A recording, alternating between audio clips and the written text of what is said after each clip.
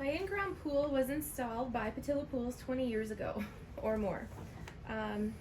Over the years, your company has done a few liner replacements and has assisted me with other questions. I have a question about the appropriate horsepower for my pool pump. A few years ago, I learned my pool is 29,000 gallons. I currently have a Pentair Superflow high performance pump, 1 horsepower. I also have a Hayward DE 75A filter. The pump was installed in 2014. Always ran hot, but there's no discoloration on the housing of the pump itself. Now the motor is overheating, cycling on and off. I believe it's time to replace it. However, I'm wondering if I should get a new pump that's a different horsepower, possibly 1.5. I was told by the local retail store there's a calculation that needs to be done to determine total dynamic head and feet of water in order to know the appropriate pump horsepower size. And that I should also take into consideration I now have a Hayward EC 75A DE filter. There's 1 main drain in the pool, 1 skimmer, both in the deep end. The pool is 20 by 40, lazy L, deep end at least 8 feet, and a shallow end that's 36 inches. The pump is located about 40 feet away from the skimmer, 6 feet away from the side of the pool, shallow end, and there are 3 return jets in the pool. 2 are in the shallow end, 1's in the deep end. Any advice on sizing the pump? I would absolutely, under no circumstances, change the size of the pump. And I will tell you why, because I know personally about that pool. You can formulate all you want, dynamic head, you can formulate all you want on all of those other things, but you have to take into consideration the size of the plumbing.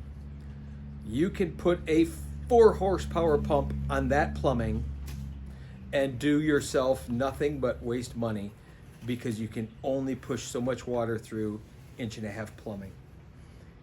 If you up the size of the pump, which up to you, really, the only advantage you get in upsizing the pump is spending more money on electricity, because that pump will only push 65 gallons of water through that plumbing based on how it was built. So as a result of that, I would say don't change anything in terms of size of pump, because every 1 horse pump is not the same.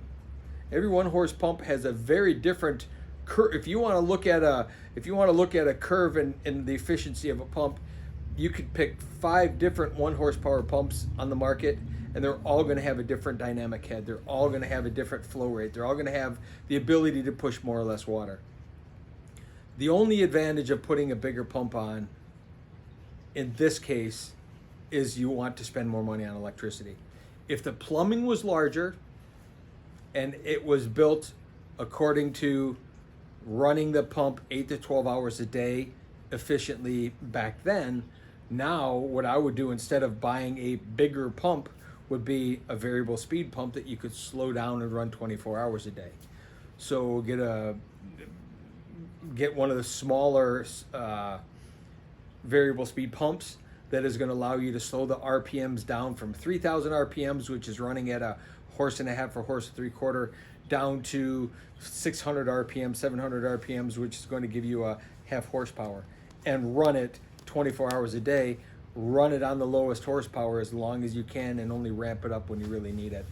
But a bigger pump in no way is going to help you, because it's just going to be, you're going to spend more money on electricity and get no more water flow. And you're actually going to try to push water through a filter faster, which is less efficient than pushing water through a filter slower, which when it's running slower through a filter, it's cleaning the water better.